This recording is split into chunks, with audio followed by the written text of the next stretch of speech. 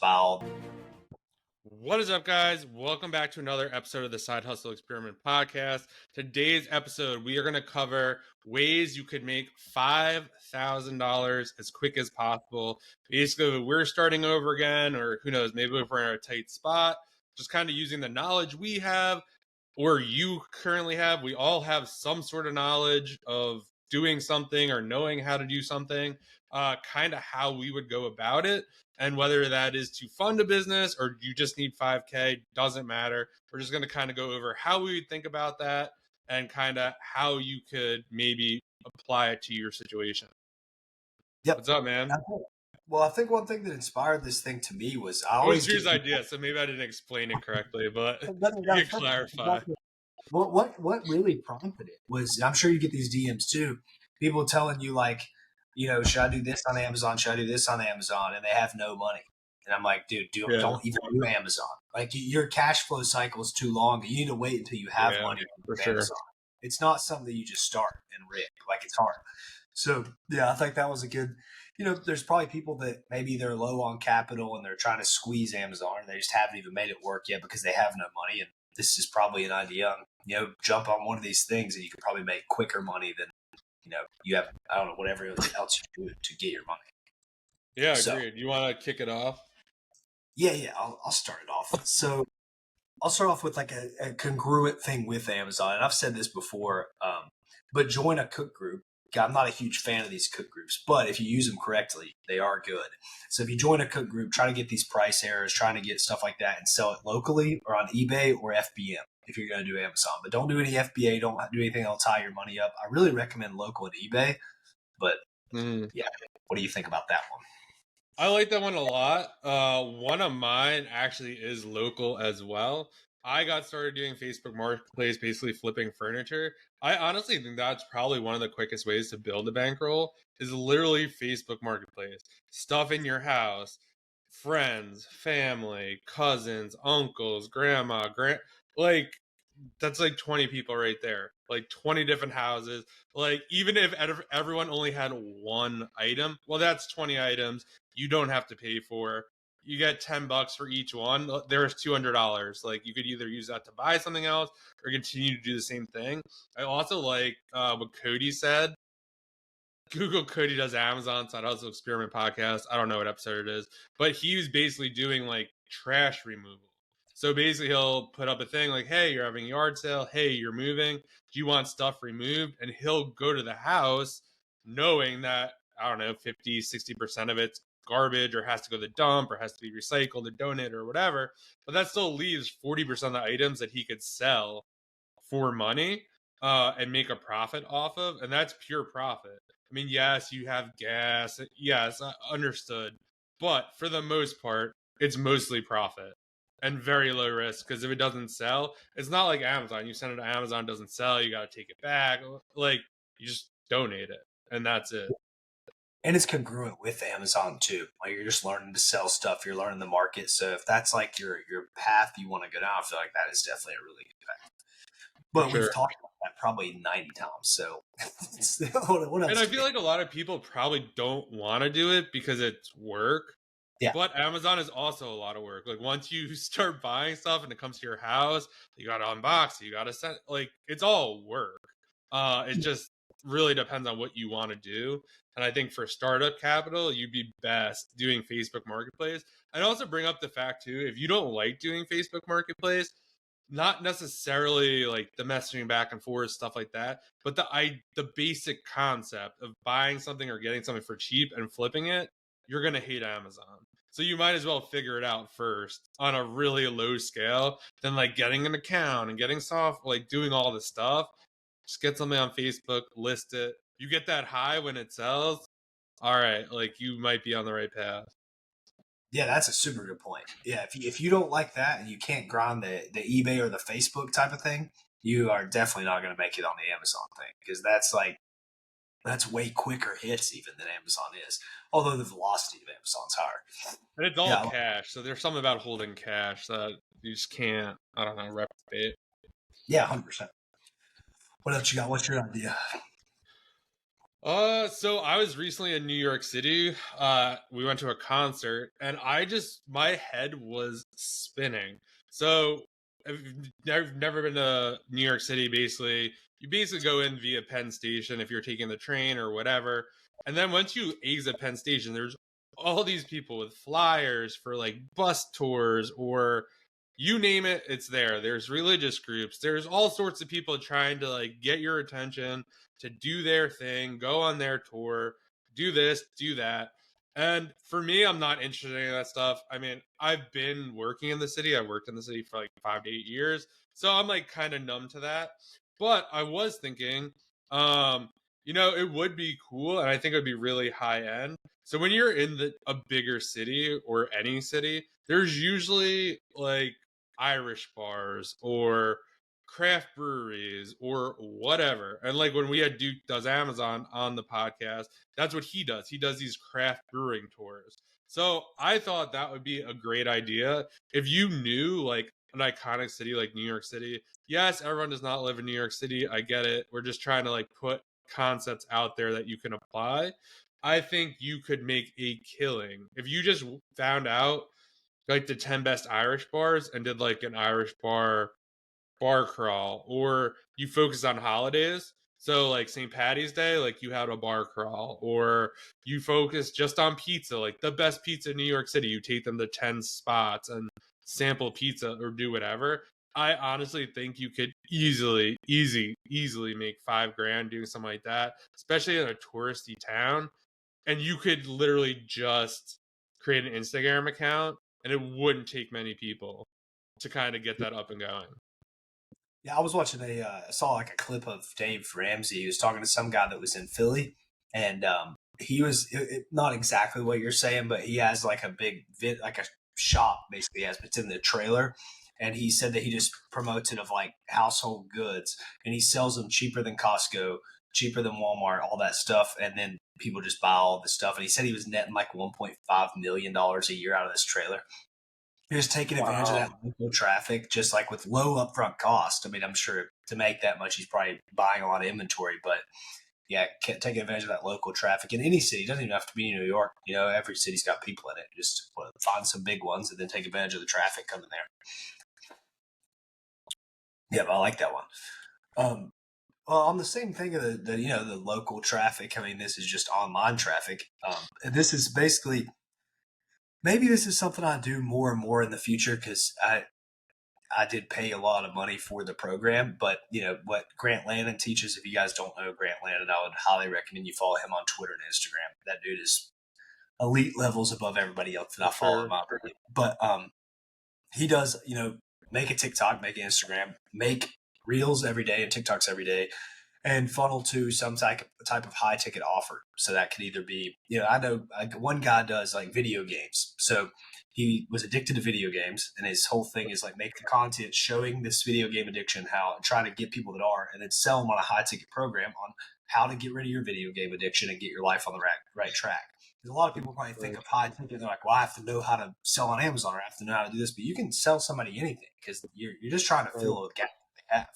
So I think that and if you, let's say you make a $5,000 program, 5K, 6 months, whatever it is, you just need 2 clients a month to make 10K a month. So one client a month gets you 5K. So what do you think is going to happen if you bust out 3 TikToks a day, 3 Instagram reels a day, and just, put a message together, create a funnel, and funnel people to a high ticket program? I don't know if there's a better, cheaper way to make money online right now. So that's why I'm a big proponent of Grant Landon as well. I agree. I like that idea a lot. Yeah, I think for that one, might not be the quickest way. I think it's probably like one of the best ways though, because I mean, you know what you're doing. I mean, it's taking you some time to kind of like get. I guess the preface is if you don't know how to make TikToks or video edit or anything like that, maybe that would be a little more difficult. But I do like that idea of like funneling to your own thing, or yeah, funneling to someone else's high ticket thing who can maybe help, or maybe you partner with them to kind of help out. But I do think that's a great idea for sure.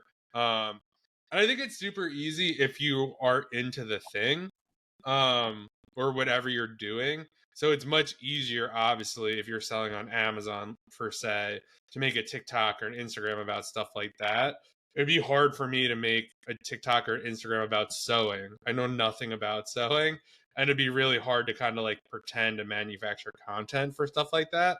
Um, but yeah, I think that's a great option too, in order to do that for sure. Yeah, and right now I'm like partnering with a guy. I'm kind of like running his back end on a fitness program. And yesterday, I think we closed somebody yesterday for $4,500 for two people for a program, and I'm just going Wow, to take that's commission awesome. off of that. Yeah. So, and we have multiple calls today, so I might be making because he just does personal training, but I'm trying to wrap this stuff up in a way that's like not that. There's a Hormozy quote that says, it's a story about you have to wrap the garlic and ham, whatever it is. I like that You have story to a eat lot. that. Yeah, that's like what you have to do with your offer. So I wrapped his offer up to where it's not just personal training. It's like a thing, like this certain program, which is just personal training, but it's just the way you market it. And yeah, I'm getting some decent amount of calls booked off that. So I'm hoping that can get up to, making 5, 10K a month just on the side. Cause it takes me no work to do that. I have somebody taking the sales calls for me. I just run his funnel. And, yeah, if I can make him way more money in the process. Cause before he was just selling like every personal trainer, which sells some like a horrible program usually, not charging enough money, like not knowing how to actually get clients. Like everything's bad, but coming to an industry like that, know a little bit helps. Yeah, I like that. I just love the whole TikTok to or IG to like high ticket. That shit's it's pretty cool. Yeah, and I think you could have a lot of fun with something like that, which is also like an important aspect of kind of starting a business. I mean, I've looked at some different business models this year, and kind of the one I was gonna do, I kind of not quit, but I'm kind of looking at some other stuff. And it is really boring when you first start and like nitty gritty type, like regardless, like Amazon isn't really that sexy itself. I mean, I think if I started with online arbitrage, I don't know kind of how into it would be, but basically doing the book thing, I like going to different stores and finding like these like hidden treasures type of thing. And that kind of got me hooked to do books. And then that kind of transferred to OA like years later. But yeah, that could be a really fun way to do it.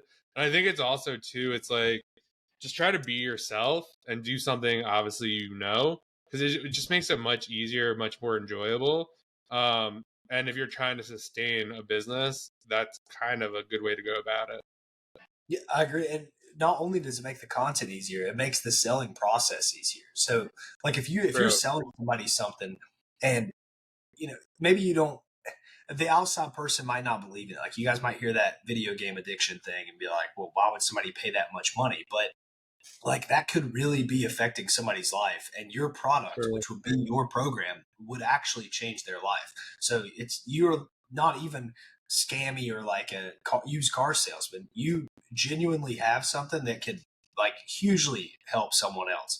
So I think that's another thing people got to keep in mind, that you probably know something that someone needs to know, and you could actually fix a massive problem in their life. So that helps on the sales side as well when it comes to that kind of stuff. For sure.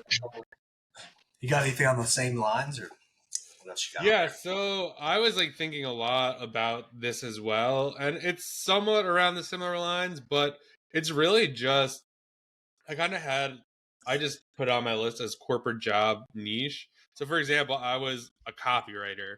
And when I was working at a magazine, I was like, this is crazy. No one cares about copywriting. This isn't a big deal. Like, you're just putting words on a piece of paper and all this other stuff. And then I look at what's going on now with Amazon and internet marketing, and it is a big deal, like to know how to write, how to make videos, how to make social media content, how to do all that stuff, like the things you take for granted that you know how to do really well. Like sometimes I even say, oh, like selling on Amazon, like, it's not that hard, like no one needs to, it's easy to learn. But then you talk to someone who's never done it, they're like, oh my god, you know so much. And it's, I guess, but like you just take it for granted because you've been doing it for 5 or 6 years. So I do think that is probably the easiest path for most people. And it's really, you have to frame it as what problem do you solve at work and how could you solve it for someone else? Now, obviously, you have to be somewhat careful. You don't Like if you're an accountant and start doing like accounting on the side for someone, that might not jive well for your 9 to 5. But like just think about other stuff. Like I wrote for a magazine, so I could easily write ads for any industry to put in magazines, to go on social media, to sell tickets to an event, to sell a high ticket coaching program. I could do any of that stuff. Um, and that's something that is easily justifiable. So I think you almost have to look at it that way as well. It's if I charge Drew $5,000 to write a landing page and his course is 2,000, well, he's like, well, if I sell 3,000 of or three of them, that covers John's cost, and then it's all gravy for me. I don't have to do the setup.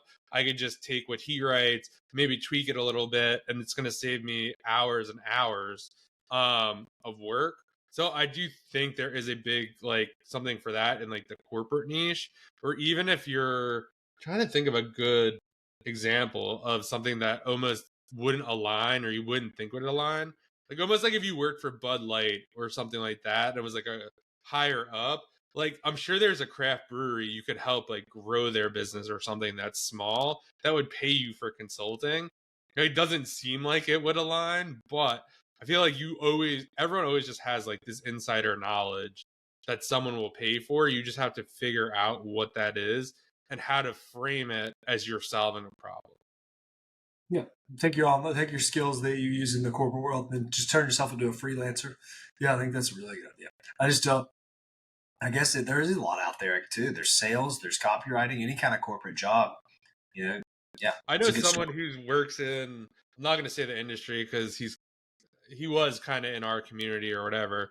I don't want to kind of blow his spot up, but he does really high ticket sales for corporate, and now he's teaching kind of no one's selling that high level of like what he's selling, but all like the scripts, and he knows how to do SOPs, set up scripts, make follow-up sequences, like all this stuff. A small business owner would easily pay 5K for that. Like, hey, I Yep. work for this Fortune 500 and did all this stuff. Like, I could do it for you too, and just implement that. And I don't think it was super obvious to him at first until he kind of figured it out, and now he kind of made that connection, and it seems like it's going well for him. Yeah, that's really it.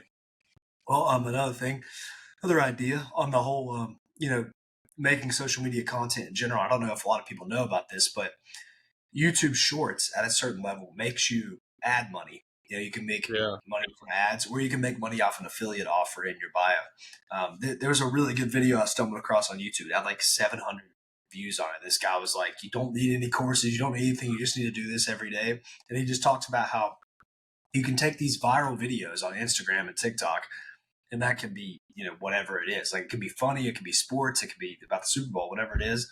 And you make a voiceover, like you're commentating on it basically, and just give your opinion on it, try to make it funny or whatever. And the more views you get, the more ad money you can get after a certain extent. You have to have some kind of level. I think it's over 1 million views a month or something like that. But Yeah. if you're just going off the back of viral content already, so you're just voiceovering stuff that already is proven to get views. As long as you just don't jack it up, you should be able to add a little bit of value to that content. And that's what a lot of people do anyways with React content. But I think that's a way with no money that you could just easily do it and do something you enjoy, like we've talked about previously.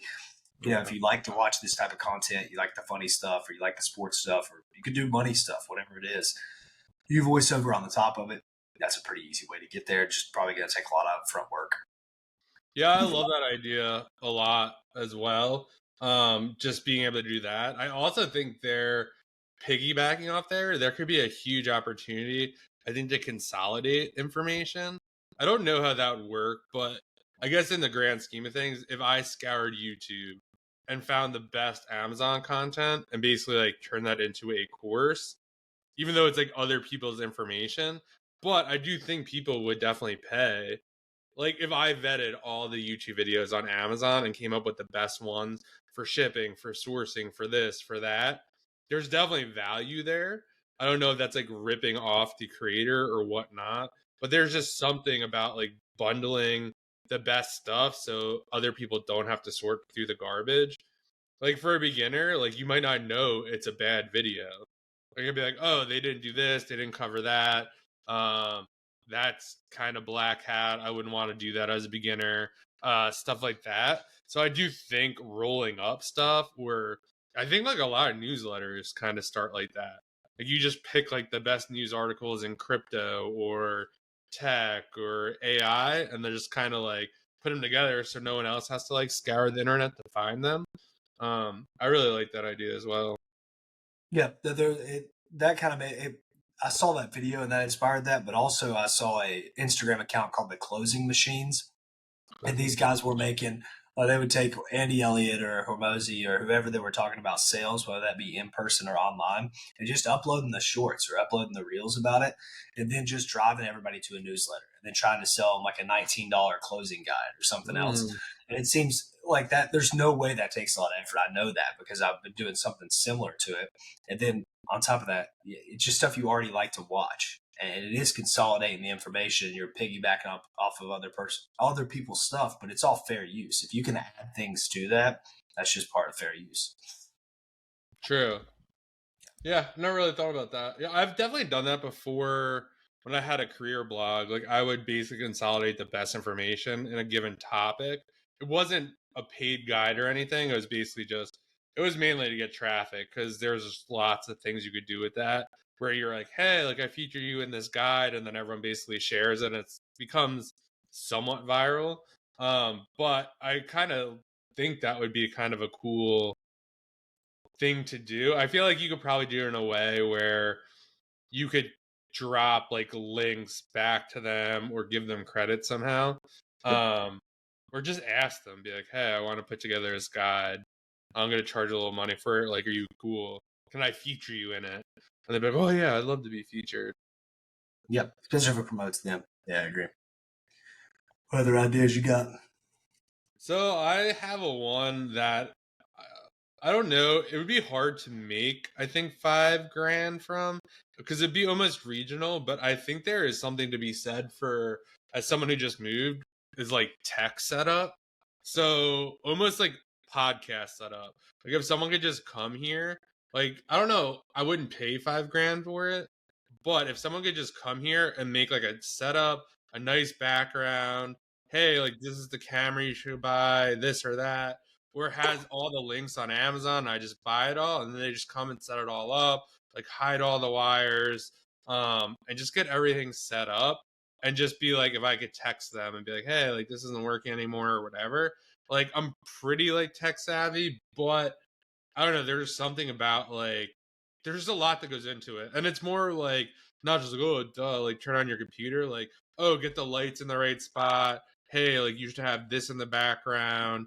Use this instead of that. Just like stuff like that. I think there could be a huge market for something like that, or even just for people who want to have who work and want a nice Zoom backdrop, or if you're making like 200-300K a year, right? Like probably look professional. Like wouldn't you like spend 500 to $1,000 to make it look nice or seem more professional? Or who knows, if you're doing a job interview, that could be like more impressive too, to kind of have like a nice looking background, things that look like you care about stuff.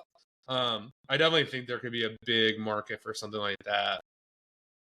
Yeah, I never even thought about that.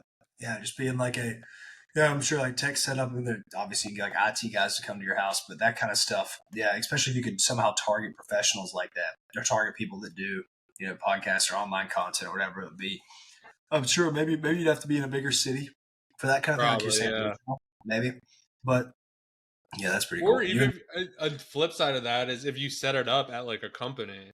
Like I know where I used to work, we were trying to get into content a lot, and we just had this room, and it looked like a tornado went through it, and there's like crap everywhere, and we were tripping over wires.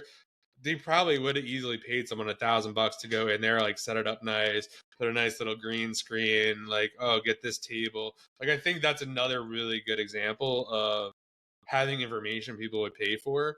Like if you have a really nice setup in your house or set up in your office, like you'd be like, oh, I just bought this stuff on Amazon. It's like, well, like I've looked at thousands of things and haven't found that thing yet. So I do think there's like something like the mics we're using for the podcast.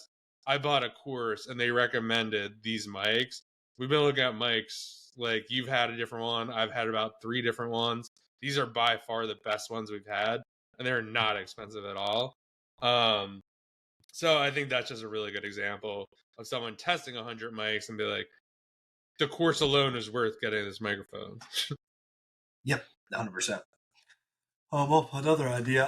This has been somebody close to me has been doing this, and also, this is like a huge one all over the internet right now. Is high ticket sales. I know I'm familiar with a lot of guys. I'm sure you get them in your DMs trying to sell something Yeah. for you. You're like, I don't I even get have like anything. 5 a day now. It's insane. Yeah, it's crazy. They're always just, but I mean, it is a good way to make money. So, to give some actionable advice, if you're good at sales, you're good at closing or whatever, I would just DM 30 influencers a day and just make some kind of script, try to make it personalized if you can, and try to take a commission for selling their program. You could even turn this into an affiliate marketing type thing of like, hey, if I can sell your program high ticket, like cold, that you reach out to people, you market it however you want, and you get a 10-20% commission. That's really good as well. I saw that somewhere on Twitter or whatever, but I think either doing just straight up high ticket sales, trying to take a 10% commission or whatever just for taking sales calls, that works very well. Especially you sell a program 5K, 4K, whatever it is, you take a $400 off the back or $500 off the back, not too bad at all. You stack that up, you can make $5,000 pretty easy. The person that I'm close with that's doing it, I think they've made probably like $950 in the last 30 days, something like that. And they're on like terrible offers, in my opinion. Like these people, the marketing's not good, the leads aren't great. So yeah, you get on a good offer and you can make a ton of money like that. Which high ticket sales all over the internet, but I do think it still is a really good idea. Yeah, I think too, if you could apply your knowledge to it as well. Like if you like I know you're into fitness, I'm into fitness. You know a lot more about fitness than I do, but like just having a general knowledge of it, if I was trying to help my trainer, let's just say I was trying to help my trainer sell his program, it'd be a lot easier for me to be like, well, like I was able to text him, like we talked every week, like he gave me the workouts. It'd be much easier for me to talk through that and kind of get a percentage of his whatever he sells. I really do like the idea of high ticket sales, especially if you kind of know a little bit about it.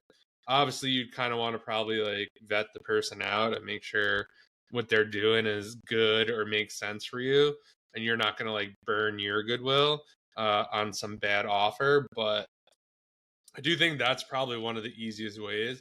I think a big theme across all of this, if you've noticed, is we're not spending any money. Like this is all kind of stuff that is just sweat equity that you could put in to kind of get money. And I think that's really not that sexy. And I could see the argument for if you wanted to raise capital to start an Amazon business, when you start with Amazon or getting, figuring out how to get inventory. I think not necessarily. I think sometimes the better way to do it is kind of just figure out how to make money however you can. And who knows, maybe that's how you turn out making money because you like doing that or it's working really well. I think sometimes it's like, oh, I have no money. I want to start an Amazon business. The next logical step isn't necessarily always buying inventory to send to Amazon. There's like a lot of steps in between that. And I think being able to make money is just a super helpful skill. And if you could be creative, I think one of the bigger ones too that I've come across a lot is just like Uber and DoorDash. I think that has to be one of the easiest ways to make money. DoorDashing food.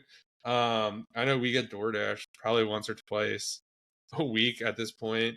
And from whatever, when I talk to like Uber people, when we're taking Ubers and they do Uber Eats as well, they always say they make good money. Just driving around, and everyone's like, oh, I can't make that much money. Like these are people that are doing like 6 to 8 hours a day and they're supporting themselves full time. But again, like if you don't have any money, you got to put in the work to make some money. And I think that's a really easy way. Again, like Uber, DoorDash to restaurants, taking care of all the hard stuff. You just have to go get it and drop it off. And there's ability to get tips. So I do think that could be pretty lucrative. If you do that for like 60 days, I feel like you probably build up like 2, 3, 4 grand. Yeah, definitely. I think the common theme with this too, and it just depends. Like it just depends on what avenue you want to take with this stuff, but building a skill set is never a bad thing. And like you said, it is making money is just a skill. If you can just learn one of these things and you can apply this knowledge, you'll basically be able to make money forever. Because like copywriting or sales or making content, video editing, none of this stuff's going away. It's always going to be here. True. Really, that's another reason that I even would recommend to do that before you would get into Amazon. So at least you build some type of skill that you can fall back on, because Amazon's not, you're going to run out of capital, like eventually, unless you just want to leverage your credit to the moon. But like you're going to run out of capital. You're going to want other stuff. You're going to want quicker capital because a lot of times the cash flow cycle is really long. So having some type of other thing you're doing that you can fall back on and make some money on the side, obviously extremely helpful. I don't think people just give that insight in this space, probably because a lot of people don't have any skills. But that any skills like that can like actively make you money, never a bad thing to have. I agree. I think a big thing, I would say one of the easiest, it's not easy, but you'd have to kind of work on it, would be, I think someone could easily, like within the first month, make 5K on Amazon if they could solve the Amazon return problem. So you're able to somehow get sellers' returns, get them listed on eBay, or get them sold or liquidated for an affordable price, and just remove that friction. It's so easy. Like if you got one big seller and you charge like $1 a return to process or something and took a percentage of the eBay sale, I don't know if that necessarily works time wise, but I don't know. I just can't see that. Like probably when you were selling a lot, you probably had close to 200-300 returns a month easily. Get you probably, if you had 500, right? So that's $500 right off the bat. Yeah, you're gonna get a ton of packages coming to your house and stuff like that.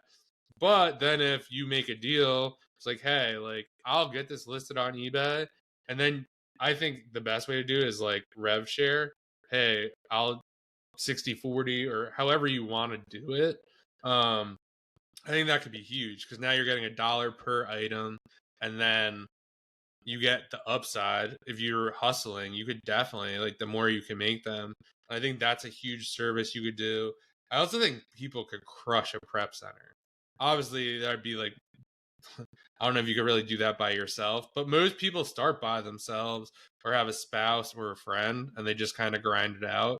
I don't think it'd be hard to find 5,000 items per month from a group of sellers.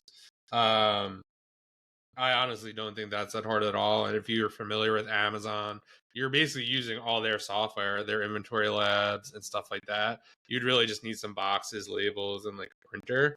And just like good work ethic and service. I do think that could be a super, super lucrative business and a reason why a lot of sellers end up just starting prep centers. Yeah, the problem with prep centers is just not very profitable. That's like, I know a few guys that run prep centers and they're just always struggling because Really? I had no idea. Interesting. Yeah, the way I understand this is, for one, you have to charge a lot of money for prep, but you also have to be competitive because you have to pay employees and you have to have these certain things to do, because you can't. You're talking about doing it yourself, and it would kind of be impossible because you can't like prep 400 items a day and then market to enough people to get those 400 items. So I would actually highly recommend not doing a prep center from what I've heard, but just because it's just not, and you need to be in a tax-free state a lot of times too. So now you like are limited even more. Yeah, and then your marketing, a lot of this stuff, like no matter any of these things, like you're still gonna have to learn all these skills to market these businesses for the most part. So like, that's true. You're gonna have to learn how to market your shit, and make sure you don't come off as a scam, and then make sure you do a good job. It's really tough to do that kind of thing, from what I understand. And like, how many units are you going to get, and is it going to be OA sellers, so they're sending you like 7 shirts and 6 pairs of shoes, or is it going to be wholesale where they send you 1,000? Now that's a lot different, but you're probably not going to make as much money because they're going to want 50 cents a unit or 25 cents a unit because it's all the same, and you're getting 1,000 units, some kind of deal. I didn't really think through that part, but yeah, that is a good part. It's like you just gotta stick like 5,000 labels on something, like no big deal. Yeah, but the hard part is, how are you going to get to 5,000 labels? Like you can't. It's just tough. Right. I'm pretty sure multiple people in this space have tried to start prep centers, and many have failed. So I think I think it's because it's hard, and I think Probably staffing is I would guess would be the hardest part, would be staffing. And then yeah, now thinking through, it would be like inventory that doesn't arrive. Like dealing with clients being yeah, like, no, it arrived, no, it did. All right, so who's wrong? It's either the company or the prep center. And then how do you resolve that? I could see that being super annoying. yeah, it's like so many headaches. Like that business seems like so many headaches and just not worth it. You know, because you can deal with that many headaches with anything. I don't know that it just is a lot to deal with. Now, if you're an Amazon seller, maybe the headaches wouldn't be as bad. But anytime you're doing client work, it's going to be hard no matter what because clients are True. just going to suck. And then also you're dealing with Amazon sellers who generally suck anyways and are buying loads of different things. Yeah, I think you run into that issue too of the lost inventory and get it out in a certain amount of time. I wonder what the number. I'd like to know if prep centers are going up, like there's more prep centers being made, or if they're getting reduced. Because I've talked to a few owners of them, and they are not gaining clients. That's for sure. Interesting. Yeah, it also depends on your situation. I think it would be probably more doable. Yeah, for like a bigger, yeah, probably not just like me. Right. I actually did think about doing it when I had the warehouse and was kind of like winding down the books, and then was like I don't think I would want to do that. And I'd have to get like a staff and kind of go about that route. Um, I don't. It's probably pretty stressful too. You'd have like $100,000 of stuff in your warehouse that you'd be responsible for. I think it makes sense for someone who maybe is doing like a big wholesale operation and that's like prepping a lot anyway. So to add a little more, or if you could take a certain clientele or a certain level of seller, right? If you have like beginner sellers, it could be hard. They're going to want to know where everything is. But if you have like a bigger seller who just kind of knows like, yeah, some stuff gets lost, like this is part of the game, it's a little easier to deal with. Um, Yeah, but that's yeah, an maybe important point. not, maybe not I prep want to center. I want to say with any of these businesses, if you decide to do any kind of clientele work, if people are listening, they're like, I want to get into that. The point on like the bigger sellers or the bigger people you want to deal with, that is like a general rule of thumb throughout all Mm, of business. I feel like when you deal with penny pinching people, you just deal with awful problems. Like these people, the people I've charged the most money for services, they are always quick and just here paid. Like they don't bother me a yeah, bunch, and that's the same. I'm that type of guy, so I'll just pay 10K for same. something, and it's like I'm not going to bother your ass off about it. But the people that are going to pay 1K, 2K, 3K, those are like the people you don't even want anyways. So those like lower ticket clients, which maybe some people it's like 3K, that's not low ticket. It is low ticket. So the people that are going to pay that small amount, they're just going to have more problems because a lot of the times those people are just like poor generally. Like if they think that's a lot of money, they're going to value that way more, and that's probably why they have that much money. It's just like a whole cycle. But you always have less problems dealing with more expensive clientele, just because that's just what they're used to. They're not problematic people. No, agreed. And yeah, I feel like yeah, I just agree all around on that one. I do think the returns one could be a good idea though. Because that I feel like people will be more lenient, and it's almost, even though you're charging me, I'd almost view it as you're doing me a favor or taking off a huge problem for me. Yeah, Um, yeah, the place we used, they caused more problems.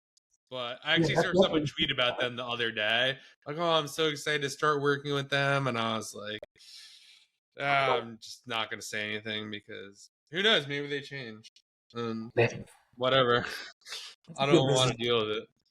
That's a good business idea. You start a service where you charge per item, and you just do a terrible job, and then people really can't leave. And that's Yeah. a They that's have a all genius. your stuff and then they triple the price. And then Yeah, you're stuck. that After model. you change your address in like a gazillion different spots. And just Yeah, the thought of changing it all back is terrible.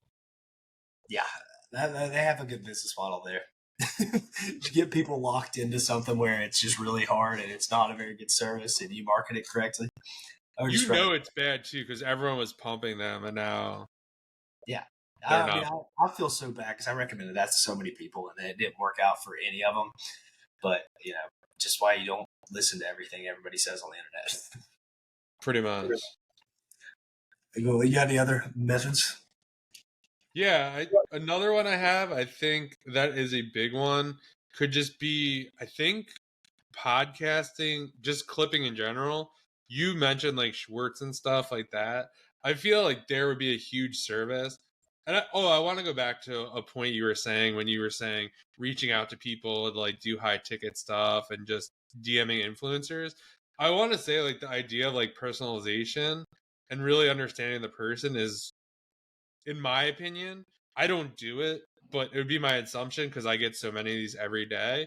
Is that if you actually took 10 seconds to look through my profile, or I always hate it too, like they'll be like, oh, do you want clips, like make me a video and send it to me. There's like 400 of them on YouTube. Like go download one and make the clip and be like, hey, I made you this clip, it's all ready to go. Or make 3 or 4 of them, and then I'd be like, oh wow, like these are amazing, or hey, like these don't really work for me, like I appreciate it or whatever. I think a lot of people, like, I don't know who's selling the course that says, hey, I want to help you sell more coaching. Like, there's literally the inbox. That's all they say. Like, all of them say that. It's terrible. So I think you got to be more personalized with that kind of stuff, or just more one to one, or just these people are just are getting like so invasive. Well, they'll respond to a story and be like, "Oh man, your YouTube videos is so inspiring." But oh, thanks. Like, and they're like, "Oh, like I want to sell your high ticket stuff." It's like, okay, like I'm never talking to you again. But like, Yeah, thanks. it's the whole Like shotgun you versus. just pissed me off even more because like I thought you were like really like my videos, and now you're just tried to dupe me or whatever. Um, but I do, going back through that, I do think there is a huge opportunity if you could actually create good clips. Like if you went through this podcast, like it takes us a long time to kind of make the intro, to find the clips, to make them nice, to do all that stuff. If you could actually do that for a podcast, maybe even like a podcast that doesn't really do clips or something like that, and could do it for, give them like 5 or 10 and be like, hey, see how these perform, like no pressure. I think you could make a killing. Number one, they would show like how much work you did. Number two, I think one of the hardest, most pain points of clips is everyone wants to run them through AI, which I understand and get. But on the flip side of that, I just know when I go through the clips and like kind of timestamp them for this, they're so much better than if we were run them through something like Opus or something like that. And I think there's just like an art to that, and just kind of knowing the language and just how things work, or maybe what would be a good topic in general. Um, I think you'd have a massive business. Yeah, You need like 2 or 3 clients, like paying you 2 grand yeah. If you, or a especially grand. if you could offer something unique, because the problem with it these days is the video editing is just really cheap. That's like Yeah. the thing because ironically, when I was making the podcast clips for this, I'm like, oh, this is gonna be a good idea that I do for other people. Now I realized I have to develop as a video editor, and that's hard, like extremely hard to make clips, and you can get them overseas for way cheaper, and they're better than you. Like the clip Yeah. we have a clipper for this channel, and it's like no money. Like I remember you being like, "Yeah, I can split it." I'm like, "It doesn't even matter." Like literally, it's not a lot of money, and it's a lot of value. So I don't know. The tough part is just video editing is just such like a low Yeah. monetizable skill. I don't know why that is. Maybe it's just it's so easy in general. But yeah, I think the because one thing the I want AI to is like halfway decent, and yeah, people justify, it's hard to justify paying like someone high end, especially if you're not, like, we're not selling anything on this podcast, right? So this yeah, podcast just generates zero revenue. If anything, it costs us money for like the softwares and stuff like that. exactly. Um, but I think, yeah, if you could find someone who has a podcast that is like selling something or whatever, it could be good. Or finding the pain point. I think the posting of the stuff and coming up with captions and stuff like that, for me, that's always the worst part. I hate the actual posting of the stuff. I've definitely tried schedulers and they kind of suck. Like whenever I post something with a scheduler, the reel always does terrible. And I've heard other people say you almost have to just do it manually. It's just better that way. So yeah, if you could write captions and find hashtags and do all that kind of stuff, I mean, that could be a good, I Yep. think, way to do it. Yeah, another thing you were mentioning earlier on the people sending you all these DMs, like who's teaching that stuff. I think that will shift in the next year. I hope maybe this type of message will come from other people, but I think that worked previously because you didn't have so much competition doing that. But True. these people are doing like this shotgun approach to DM as many people as possible. And I said this earlier in the thing to DM 30 influencers or whatever, but it does make more sense for you to work on 10 a week and just learn 10 people or 10 people you look up to in the whole industry of whatever you're trying to do and do it that way. Because you're trying to send out generic messages to a ton of people. It's not going to work. Like he said, our DMs are flooded with just garbage. But if you send me a hyper personalized message and a video with it and all this stuff, you're just way more likely to get business. Now, I've only paid one person ever from social media stuff. It's because it was a super personalized thing, and that Yeah. they had reputation, they had followers too. So if you're telling me how you can grow my following and you have 230 followers, dude, Yeah. I'm not That's going to do the that. worst. Like, that makes no You sense. have like 4 pictures of you on like a rock, and Yeah. then like you in like a McDonald's or like a weird restaurant. I'm like, yeah, I don't think so. Yeah, it makes no sense. No one's going to pay you if you have no proof. I mean, I guess I get these offers all the time. I added this much to this person's business. I'm like, I'm sure you did, man. Like, Where I was like, I don't even know this person. Like, who is this yeah, person? Like, or yeah, I think a lot of it though is like just putting in the work. I had one person who actually caught my attention, and I forgot what happened. I think he sent me a YouTube video link. He's like, "Oh, can I make a clip out of this and send it to you?" I'm like, "Yeah, sure." So like it was more specific. He like picked out a video. I was like, "Yeah." He sent it back, and it was really, really good. And I said, "Wow, this is amazing. How much do you charge?" And he said $30 a reel. And I was like, "Yeah, that's not gonna work." But like it was good work. It's not worth $30. But he had like the right proponent, like the right kind of idea about it. I know I could have sworn I saw on YouTube they say, "Oh, like don't send the video until they say they want the video to save you time." I was like, that's like terrible advice because I think it's the dumbest question ever. Or it's like, "Oh, can I ask you a question?" I hate when people do that. "Oh, can I just ask the goddamn question?" And then if I don't want to answer it, I won't answer it, or whatever the case may be. I feel like, and I think that's just a lot of it too.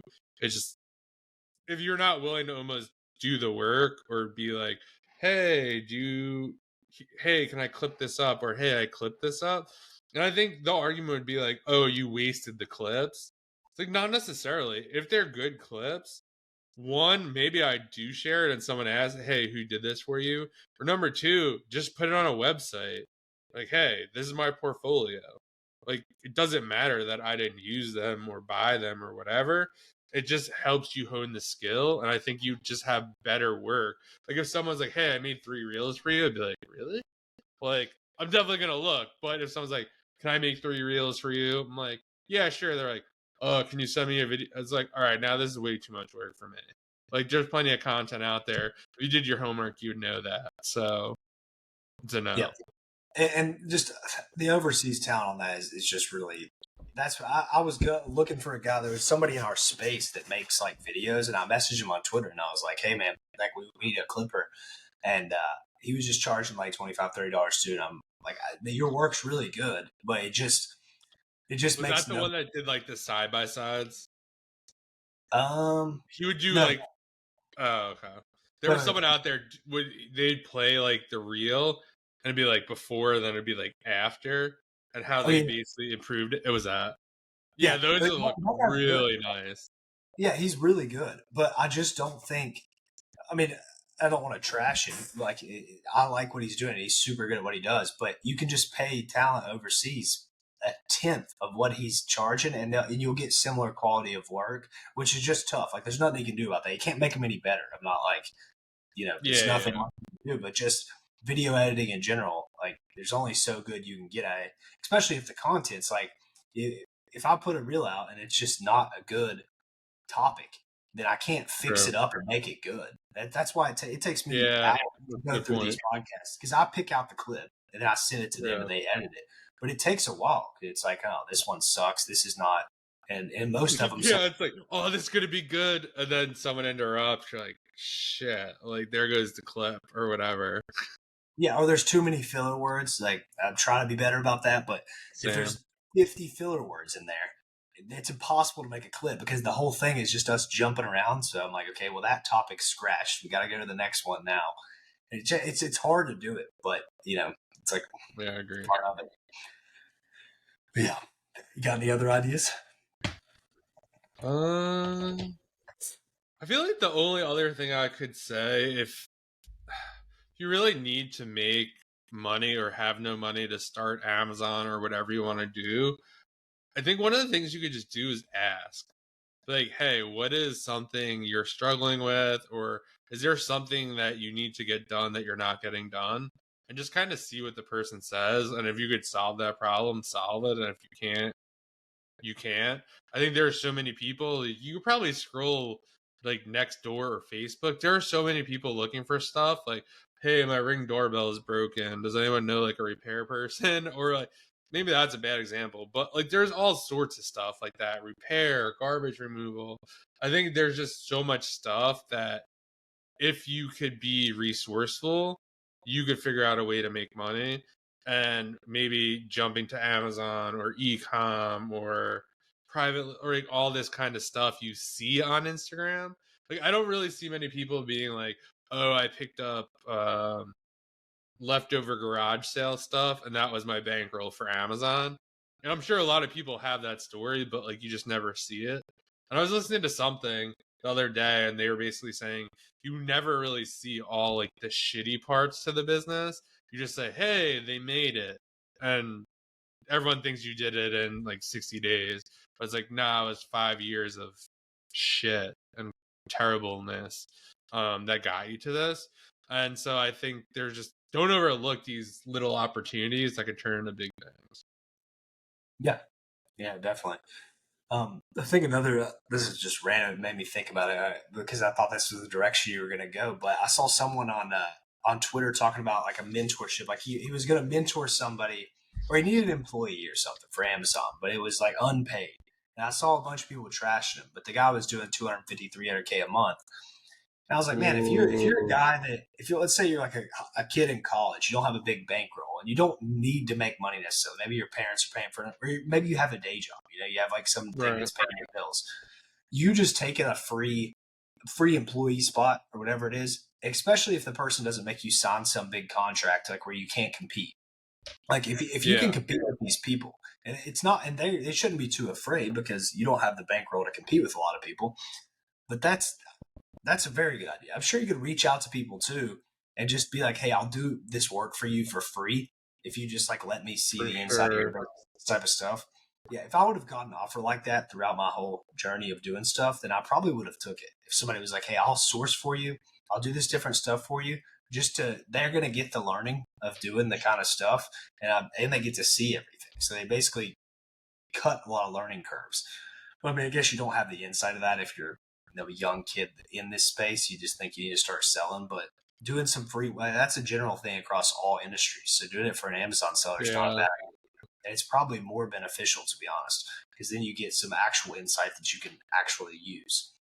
I mean, Yeah, basically. I mean, that used to be the way when I was coming up in like marketing public. You got to do a free internship. You didn't get paid. You did like it was just free. Now I feel like that's really frowned upon. But yeah, it was always just free work, and you just learn a ton. Or I think that's a huge lesson too.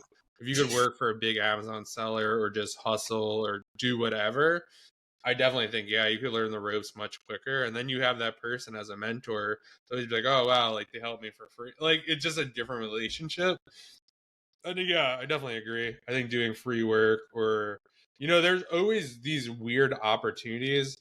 And we talked about it on a podcast that's going to come out where, people will be like, hey, like for example, like Miami Sellers Conference, like they're looking for a DJ, right? I'm not a DJ, but like if you were a reseller or wanted to be a reseller and would would be a DJ, you should be a DJ for free at that event. Because like the best people in the industry are going to speak there, and then you get exposed to that stuff. You're kind of doing the hosts a favor because like they're looking for someone, they're looking for help. If you could do that service, even if it's for free and cost you a little bit to go there and do it, like the payoff could be so much bigger. Yep, 100%. Well, do you got anything else? I think that's all I got. Yeah, those are all my ideas. We kind of covered a lot of stuff. If you made it this far, you probably learned something about how to make some money online. I hope. For sure. Let us know in the comments which one you like the best, or if you have another one. Like, subscribe to the channel, hit the bell notification, leave a review, all that fun stuff. Do not message us to be our clipper. We already have one of those. I know that was an idea. Okay. Don't. Yeah. We already got that. I don't know when this will come out. Probably like next Friday or something, right? Probably, yeah. Yeah. Well, check my social media, guys. I will have something dropping then. I might even have a coupon code that I put out for this people that watch this podcast. Boom. A big seminar coming, so pay attention. Let's go. We'll see you guys in the next episode. Thanks for watching. Peace. Peace.